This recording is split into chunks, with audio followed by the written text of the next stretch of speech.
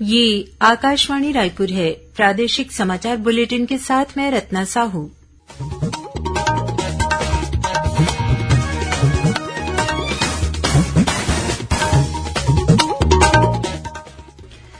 और अब पेश है आज के मुख्य समाचार। आकाशवाणी समाचार छत्तीसगढ़ में गोंडी बोली में कल से शुरू करेगा साप्ताहिक समाचार बुलेटिन। राज्यपाल विश्वभूषण हरिचंदन रायपुर से इस समाचार बुलेटिन का करेंगे वर्चुअल शुभारंभ। अग्निवीर और अन्य श्रेणियों में सेना भर्ती के ऑनलाइन प्रवेश परीक्षा के परिणाम घोषित किए गए। केंद्र सरकार स्वास्थ्य सेवा योजना के लाभार्थियों को रायपुर सहित 6 शहरों के एम्स में नकदी रहित उपचार की सुविधा उपलब्ध होगी। और मुख्यमंत्री कल दुर्ग जिले के पाटन में राजीव गांधी किसान न्याय, भूमिहीन कृषि मजदूर और गोधन न्याय योजना के हितग्राहियों के बैंक खातों में राशि का ऑनलाइन करेंगे अंतरण।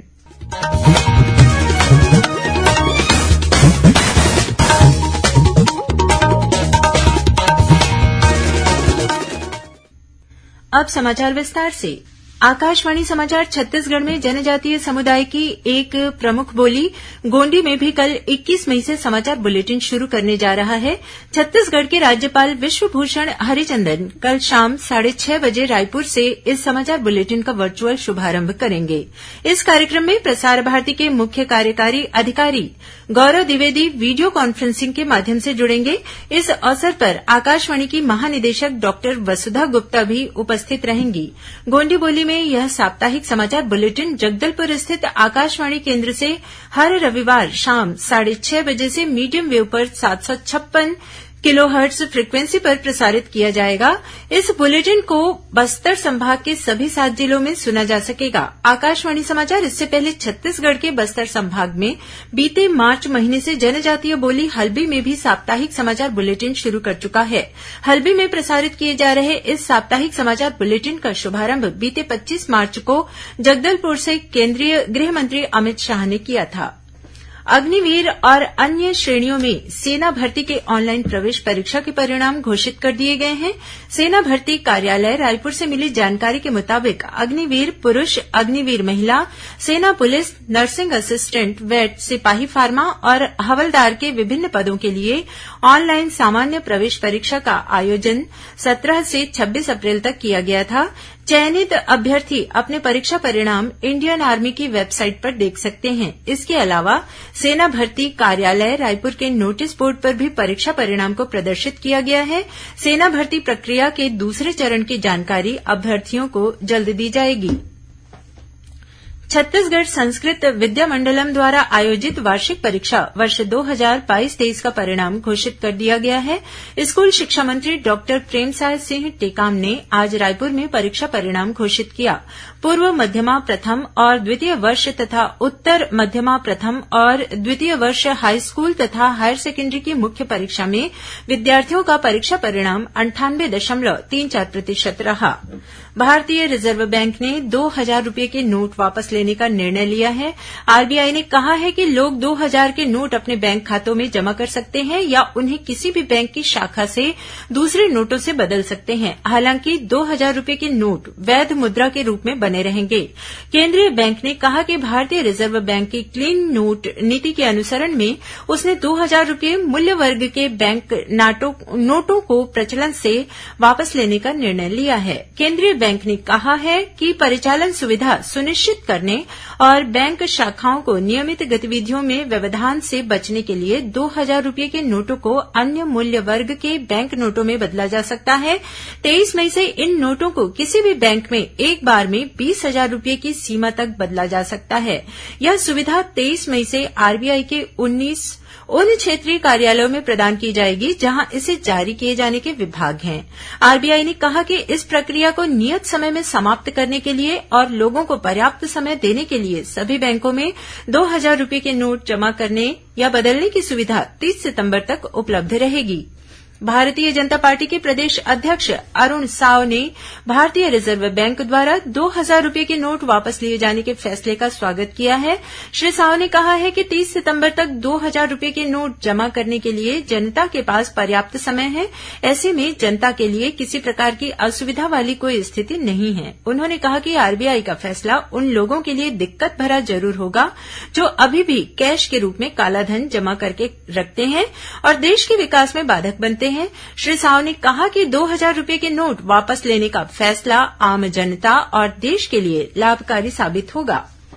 केंद्र सरकार ने कहा है कि केंद्र सरकार स्वास्थ्य सेवा योजना के लाभार्थियों को रायपुर सहित भोपाल, भुवनेश्वर, पटना, जोधपुर और ऋषिकेश के अखिल भारतीय आयुर्विज्ञान संस्थानों में नकदी रहित उपचार की सुविधा उपलब्ध होगी। केंद्रीय स्वास्थ्य मंत्रालय ने कहा है कि नई दिल्ली में आज इन 6 संस्थानों और केंद्र सरकार स्वास्थ्य सेवा योजना के बीच एक समझौते पर हस्ताक्षर किए गए। मंत्रालय ने कहा कि इससे सेवानिवृत्त केंद्रीय कर्मचारियों को लाभ होगा। लाभार्थियों को पहले भुगतान करने और प्रतिपूर्ति का दावा करने की परेशानी के बिना इन संस्थानों में उपलब्ध अत्याधुनिक उपचार सुविधाओं का लाभ मिलेगा। इस पहल से समय की बचत होगी, कागजी कार्रवाई और व्यक्तिगत दावों के निपटान में भी देरी में कमी आएगी। मंत्रालय ने कहा कि अखिल भारतीय आयुर्विज्ञान संस्थान केंद्रीय स्वास्थ्य सेवा योजना के लाभार्थियों के लिए अलग से हेल्प डेस्क और लेखा प्रणाली स्थापित करेगा। प्रादेशिक समाचार आप आकाशवाणी रायपुर से सुन रहे हैं। छत्तीसगढ़ की खबरों से है आपका वास्ता और खबरों की विश्वसनीयता से है हमारा वास्ता। आकाशवाणी समाचार रायपुर के प्रादेशिक समाचार बुलेटिन के साथ ही हमारे समसामयिक कार्यक्रम आप रेडियो के अलावा अपने मोबाइल पर भी सुन सकते हैं। आकाशवाणी समाचार फेसबुक, ट्विटर और यूट्यूब पर भी उपलब्ध है। हमारा Facebook page Chhattisgarh news on AIR, Twitter handle CGAIR news और हमारा यूट्यूब चैनल है छत्तीसगढ़ AIR न्यूज। तो अब रेडियो के साथ ही आपके मोबाइल के जरिए भी हम पहुंच रहे हैं आप तक। छत्तीसगढ़ की हर खबर के लिए सुनते रहिए आकाशवाणी समाचार। और अब आगे बढ़ते हैं बाकी के समाचारों की ओर। श्रोताओं, कल रविवार को हल्बी में साप्ताहिक समाचार बुलेटिन प्रसारित किया जाएगा। करीब 15 मिनट अवधि का यह साप्ताहिक समाचार बुलेटिन सुबह 7:30 बजे से आकाशवाणी केंद्र जगदलपुर से प्रसारित किया जाएगा। इसे बस्तर संभाग में सुना जा सकेगा। मुख्यमंत्री भूपेश बघेल कल पूर्व प्रधानमंत्री स्वर्गीय राजीव गांधी की पुण्यतिथि पर दुर्ग जिले के पाटन में आयोजित कार्यक्रम में राजीव गांधी किसान न्याय योजना, भूमिहीन कृषि मजदूर न्याय योजना और गोधन न्याय योजना से लाभान्वित होने वाले हितग्राहियों के बैंक खातों में राशि का ऑनलाइन अंतरण करेंगे। इस अवसर पर श्री बघेल राजीव गांधी किसान न्याय योजना के तहत राज्य के 24,52,000 से अधिक किसानों को पहली किस्त के रूप में करीब 1,895 करोड़ रुपए की राशि का ऑनलाइन अंतरण उनके बैंक खातों में करेंगे। वहीं श्री बघेल राजीव गांधी भूमिहीन कृषि मजदूर न्याय योजना के हितग्राहियों को चालू वित्तीय वर्ष की पहली किस्त की राशि जारी करेंगे। इसके तहत 5,63,000 से अधिक हितग्राहियों को 112 करोड़ 71 लाख रुपए से अधिक की राशि जारी की जाएगी। योजना के अंतर्गत प्रत्येक हितग्राही के बैंक खाते में 2,000 रुपए के मान से राशि अंतरित की जाएगी। इसके साथ ही मुख्यमंत्री गोधन न्याय योजना के हितग्राहियों को गोबर खरीदी के एवज में 13 करोड़ 57 लाख रुपए की राशि का भी ऑनलाइन अंतरण करेंगे। प्रदेश में मोबाइल ऐप के माध्यम से नागरिक अब घर बैठे ही अपनी शिकायतें शासकीय विभागों तक पहुंचा सकेंगे। मुख्यमंत्री भूपेश बघेल कल 21 मई को दुर्ग जिले के सांकरापाटन में आयोजित कार्यक्रम में सारथी ऐप का शुभारंभ करेंगे। दुर्ग जिला प्रशासन द्वारा तैयार कराए गए इस मोबाइल ऐप के माध्यम से नागरिक आसानी से किसी भी समय अपनी शिकायत को दर्ज और ट्रैक कर सकेंगे। इस ऐप के माध्यम से मिलने वाली शिकायतों और समस्याओं का संबंधित विभागों द्वारा त्वरित निराकरण किया जाएगा। वहीं कार्यक्रम में महात्मा गांधी उद्यानिकी और वानिकी विश्वविद्यालय के प्रशासनिक तथा एकेडमिक भवनों सहित छात्रावास, अनुसंधान केंद्र, इंडोर स्टेडियम सहित अन्य निर्माण कार्यों का शिलान्यास किया जाएगा। साथ ही ग्राम कुर्मीगुंडरा में 2 करोड़ रुपए की लागत से निर्मित Mahatma Gandhi rural industrial park RIPA का लोकार्पण भी किया जाएगा। लगभग 3 एकड़ क्षेत्र में विकसित इस ग्रामीण औद्योगिक पार्क में हेल्दी स्नैक्स मैन्युफैक्चरिंग यूनिट, बकरी पालन यूनिट तथा नर्सरी यूनिट की स्थापना की गई है। बिलासपुर जिले के बेलतरा में एसडीएम बिलासपुर के साप्ताहिक लिंक कोर्ट सुविधा शुरू हो गई है। एसडीएम श्रीकांत वर्मा ने कल तहसील कार्यालय बेलतरा में कामकाज शुरू किया। इस दौरान उन्होंने लगभग 16 मामलों की सुनवाई की। इनमें राजस्व से जुड़े 12 और भू अर्जन से संबंधित 4 मामले शामिल हैं। उन्होंने आसपास के गांव से आए किसानों और ग्रामीणों की समस्याएं भी सुनी। एसडीएम बिलासपुर का लिंक कोर्ट अब हर सप्ताह शुक्रवार को तहसील कार्यालय में लगेगा। कलेक्टर सौरभ कुमार ने इस आशय के आदेश जारी कर दिए हैं। प्रदेश में वन विभाग द्वारा इस साल बारिश के दौरान हरियाली प्रसार और वन संवर्धन के लिए 2 करोड़ 91 लाख से अधिक पौधों का रोपण और वितरण का कार्य किया जाएगा। इस बार बृहद वृक्षारोपण अंतर्गत अधिक से अधिक फलदार पौधों के रोपण को प्राथमिकता दी जाएगी। इसके सफल क्रियान्वयन के लिए वन विभाग द्वारा तैयारियां शुरू कर दी गई है।